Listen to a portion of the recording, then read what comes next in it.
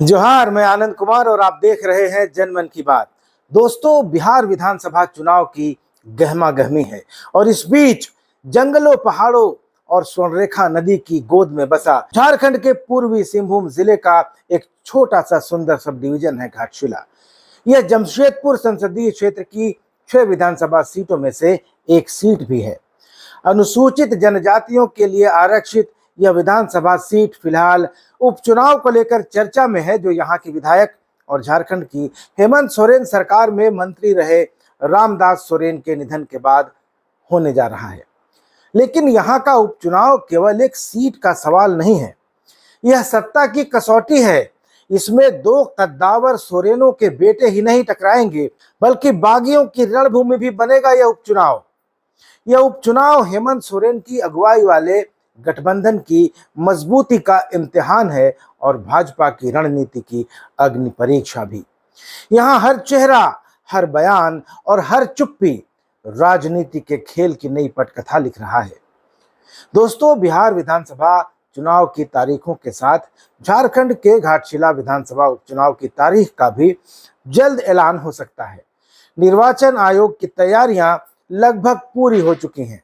माना जा रहा है कि अक्टूबर के पहले सप्ताह के बाद कभी भी बिहार चुनाव की तारीखों का ऐलान हो सकता है और इसके साथ ही घाटशिला उपचुनाव की तारीखों की घोषणा भी निर्वाचन आयोग कर सकता है।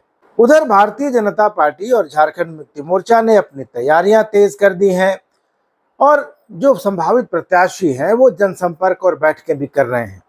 जबकि कांग्रेस के पूर्व प्रदेश अध्यक्ष प्रदीप बलमुचु की बगावत की कोशिशें महागठबंधन को परेशान कर रही हैं। यह उपचुनाव न सिर्फ सत्ता के समीकरणों का एक टेस्ट बनेगा, बल्कि परिवारवाद, बगावत और गठबंधन की मजबूती की कसौटी भी साबित होगा।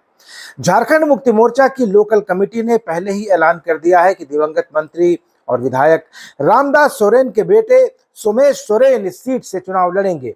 15 अगस्त 2025 को रामदास सोरेन के निधन के बाद यह सीट खाली हुई और सोमेश को जेएमएम का चेहरा बताया जाने लगा। लेकिन रामदास सोरेन के घर में भी एकता नहीं है। रामदास के भतीजे विक्टर सोरेन अपनी चाचा की राजनीतिक विरासत पर दावा करना चाहते थे, लेकिन परिवार ने मुहर लगाई सोमेश के नाम पर। विक्टर भी क्षेत्र में घूम रहे हैं। क्या वे बगावत करेंगे? यह सवाल झारखंड मुक्ति मोर्चा के लिए खतरे की घंटी है। खासकर आदिवासी बहुल घाटशिला में जहां रामदास सोरेन की पकड़ मजबूत मानी जाती है, तो क्या विक्टर उसमें कोई सेंध लगाएंगे? क्या वे बागी बनेंगे? भाजपा की तरफ से चंपई सोरेन अपने बेटे बाबूलाल सोरेन के लिए जी जान से लगे हैं। बाप बेटे की जोड़ी लगातार घाटशिला में घूम रही है।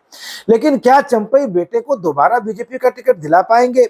और सबसे बड़ा सवाल कि लंबे समय से यह बात पक्की मानी जा रही है कि सोमेश सोरेन को पहले मंत्री पद की शपथ दिलाई जाएगी और उसके बाद उपचुनाव लड़ाया जाएगा। 15 अगस्त को रामदास सोरेन का निधन हुआ, लेकिन 1.5 महीने बाद भी सोमेश सोरेन को शपथ नहीं दिलाई गई है। तो इसके क्या मायने हो सकते हैं? पहले संभावना जताई गई थी कि पितृपक्ष के चलते उनका शपथ नहीं हो पा रहा है। अब तो नवरात्र के 4 दिन भी बीत गए हैं। इससे अब ये शंका होने लगी है कि क्या सोमेश का टिकट वाकई पक्का है या उसमें भी कोई पेच है, और अगर पेच नहीं है तो उन्हें मंत्री क्यों नहीं बनाया जा रहा। हफीजुल हसन को उनके पिता हाजी हुसैन अंसारी की मृत्यु के बाद और बेबी देवी को टाइगर जगन्नाथ महतो की मृत्यु के बाद मंत्री बनाया गया था। उसके बाद उपचुनाव लड़ाया गया था। तो ये मानकर चला जा रहा था कि उसी तर्ज पर हेमंत सोरेन रामदास सोरेन के बेटे सोमेश सोरेन को मंत्री पद की शपथ दिलाएंगे और उसके बाद चुनाव लड़ाएंगे। लेकिन अब जबकि कहा जा रहा है कि अक्टूबर के दूसरे सप्ताह में चुनाव घोषित हो सकता है, यानी मुश्किल से 15 दिन का समय बचा है। ऐसी हालत में सोमेश को मंत्री नहीं बनाया जाना 2 बातों का संकेत करता है। पहला कि या तो उनका टिकट पक्का नहीं है, या फिर झारखंड मुक्ति मोर्चा और हेमंत सोरेन उनकी जीत पक्की मानकर चल रहे हैं कि मंत्री बनाए या न बनाए, सोमेश की जीत पक्की है और 100% पक्की है, इसलिए मंत्री बनाया जाए या न बनाया जाए इससे कोई फर्क नहीं पड़ता। लेकिन असलियत क्या है, इसका पता जल्दी ही चल जाएगा। दूसरी तरफ कांग्रेस के प्रदीप बलमुचु चुनाव लड़ने की घोषणा करके इंडिया गठबंधन को टेंशन देने पहुंच गए थे, लेकिन कांग्रेस के नेतृत्व ने उन्हें ठिकाने लगाने की कोशिश की है। केंद्रीय नेतृत्व ने कह दिया है कि प्रदीप बलमुचु जी, आप चुपचाप बैठ जाइए, ज्यादा उछल फांद मत करिए और जेएमएम के प्रत्याशी जो होंगे उनको आप समर्थन देंगे। लेकिन इसके बाद भी बलमूचू जी जिद ठाने बैठे हैं। अब उन्हें ठीक से समझाने के लिए दिल्ली बुलाया गया है। लेकिन इस उम्र के इस पड़ाव पर क्या प्रदीप बलमूचू मान जाएंगे? और मान जाएंगे तो क्यों मानेंगे?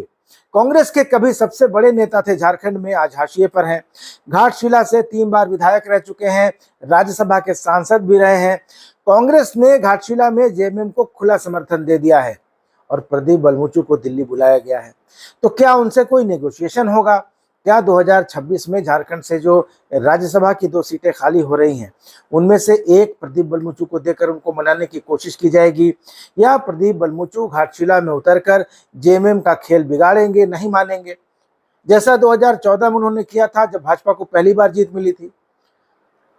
तो 3 बार विधायक रहे हैं और जब भी चुनाव लड़े हैं अच्छे खासे वोट आए हैं, इसलिए घाटशिला का उपचुनाव आते ही उनकी विधायक बनने की इच्छा एक बार फिर से हिलोरे मारने लगी है।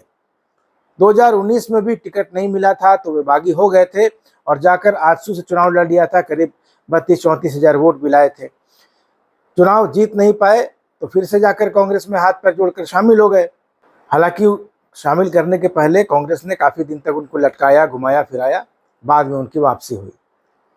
तो इंडिया गठबंधन में मानकर चला जाए कि सोमेश लगभग फाइनल है, लेकिन अगर प्रदीप बलमूचू नहीं माने और मैदान में उतर गए तो ये लड़ाई चतुष्कोणीय हो जाएगी। कैसे होगी ये बताता हूं। क्योंकि भाजपा में भी एक नया दावेदार सामने आ गया है दोस्तों, और नाम है रमेश हांसदा। जेएमएम के रास्ते बीजेपी में आए हैं। भाजपा के अनुसूचित जनजाति मोर्चा की राष्ट्रीय कार्य समिति के सदस्य हैं, प्रदेश कार्य समिति के भी मेंबर हैं। वे घाटशिला पहुंच गए, औपचारिक रूप से प्रदेश अध्यक्ष बाबूलाल मरांडी को चिट्ठी लिखकर उपचुनाव में दावेदारी पेश कर दी और रमेश हांसदा ने अपने लंबे राजनीतिक अनुभव का हवाला दिया। भाजपा में अपने योगदान को उन्होंने बढ़ चढ़कर बताया और कहा कि अब तक पार्टी के लिए काम किया, उम्मीदवारों को जिताने के लिए काम किया, लेकिन अब वे चुनाव लड़ना चाहते हैं। और उन्होंने दावा किया कि अगर उनको टिकट मिलेगा तो वे घाटशिला उपचुनाव जीत कर दिखाएंगे। तो सवाल उठ रहा है कि ऐसे अचानक रमेश हांसदा घाटशिला कैसे पहुंच गए, किसके इशारे पर पहुंच गए? और सवाल यह भी उठ रहा है कि क्या बाबूलाल मरांडी रमेश हांसदा को चुनाव लड़वाना चाहते हैं? क्या बाबूलाल सोरेन का टिकट कटेगा? दोस्तों, रमेश हांसदा झारखंड मुक्ति मोर्चा के पूर्वी सिंहभूम के निर्वाचित जिलाध्यक्ष हुआ करते थे, लेकिन चंपई सोरेन और रामदास सोरेन उनको पसंद नहीं करते थे, लिहाजा उनको जेएमएम छोड़कर बीजेपी में आना पड़ा। 2019 के लोकसभा और विधानसभा चुनाव में वे टिकट के दावेदार थे, रघुवर दास उनको लेकर आए थे। रमेश हांसदा ने संथाल परगना में बहुत पसीना बहाया कि टिकट मिल जाएगा, पर टिकट मिला नहीं।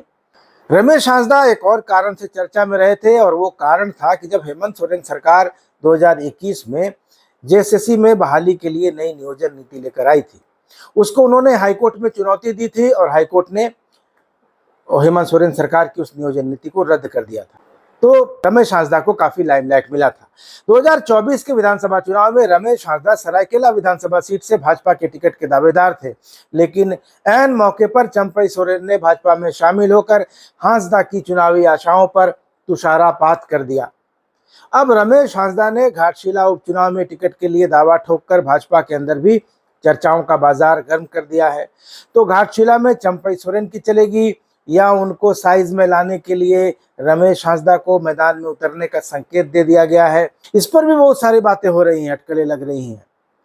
भाजपा में पहले से लखन मार्डी और सुनीता देवदूत सोरेन का नाम भी चल रहा है, लेकिन रमेश हांसदा सरायकेला से चंपई के पीछे पीछे अगर घाटशिला तक चले आए हैं तो इन संकेतों को भी समझने की जरूरत है। दोस्तों, वैसे बीजेपी के कुछ बड़े पदाधिकारियों का कहना है कि हांसदा झंडा ही ढोते रह जाएंगे, टिकट तो बाबूलाल सोरेन को ही मिलेगा।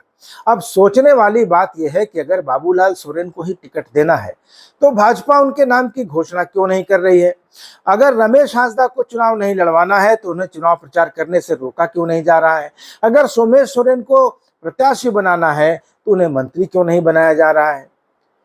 रमेश हांसदा का जहां तक सवाल है, जिस तरह से वे प्रचार में कूद गए हैं, ऐसी परिस्थितियों में भाजपा अक्सर अनुशासन का डंडा चलाती है, लेकिन रमेश हांसदा के साथ अब तक इस तरह की कोई बात नहीं हुई है, उनको रोका भी नहीं जा रहा है। तो ऐसा लग रहा है कि रमेश हांसदा को प्रदेश नेतृत्व का मौन समर्थन हासिल है। सवाल तो उठ रहा है कि क्या बाबूलाल मरांडी रमेश हांसदा को चुनाव लड़वाना चाहते हैं? क्या बाबूलाल सोरेन का टिकट कटेगा? और अगर बीजेपी बाबूलाल सोरेन को टिकट नहीं देती है तो वे पक्का निर्दलीय चुनाव लड़ेंगे, ये भी तय है। और अगर वे चुनाव लड़ गए तो बीजेपी की सारी उम्मीदों पर पानी भी फेर देंगे, ये भी तय है। भले ही घाटशिला उपचुनाव में जेएमएम जीते या हारे, इससे सत्ता के समीकरण पर कोई फर्क नहीं पड़ेगा। लेकिन अगर बीजेपी जीतती है तो उससे भाजपा का मनोबल बढ़ेगा, लेकिन अगर भाजपा हारती है तो उसका मनोबल जो पहले से खाई में गिरा हुआ है वो पूरी तरह से रसातल में चला जाएगा। तो अगर प्रदीप बलमुचू बागी लड़ जाते हैं, विक्टर सोरेन बागी लड़ जाते हैं, रमेश हांसदा या बाबूलाल सोरेन में से कोई बागी लड़ जाते हैं तो घाटशिला एक तरह से बागियों की रणभूमि भी बन जाएगा, इसमें कोई संदेह नहीं है। बहरहाल घाटशिला उपचुनाव के लिए किसी भी दल या गठबंधन की तरफ से उम्मीदवार की घोषणा अभी नहीं की गई है। उम्मीदवारों के नाम सामने आने के बाद इस उपचुनाव की तस्वीर ज्यादा स्पष्ट हो पाएगी, ज्यादा क्लियर हो पाएगी, और तभी यह क्लियर हो पाएगा कि टिकट किसको मिलेगा और बागी कौन बनेगा। लेकिन फिलहाल तो घाटशिला की फिजा गर्म है। सोमेश सोरेन अपनी तैयारी में लगे हैं, विक्टर सोरेन भी घूम रहे हैं, रमेश हांसदा झंडा लेकर प्रचार में निकल पड़े हैं, और चंपई सोरेन और बाबूलाल सोरेन की पिता पुत्र की जोड़ी अलग तैयारियों में दिखाई दे रही है। कुल मिलाकर घाटशिला की जमीन से लेकर सोशल मीडिया तक में हलचल तेज है, और यकीन मानिए ये उपचुनाव बहुत रोचक होने जा रहा है। भले इसके रिजल्ट से सत्ता के समीकरणों पर कोई असर पड़े न पड़े, लेकिन मजा तो बहुत आएगा इस चुनाव में। तो दोस्तों, आप क्या सोचते हैं, घाटशिला उपचुनाव में किसको टिकट मिलेगा भाजपा की तरफ से, और कौन मजबूत उम्मीदवार साबित होगा, और सोमेश सोरेन को मंत्री नहीं बनाया जाना क्या संकेत दे रहा है? अपनी राय जरूर दीजिएगा। चैनल को सब्सक्राइब अभी तक नहीं किया तो सब्सक्राइब जरूर कर लीजिएगा। अगले वीडियो में मिलेंगे, तब तक के लिए इजाजत दीजिए। धन्यवाद, नमस्कार।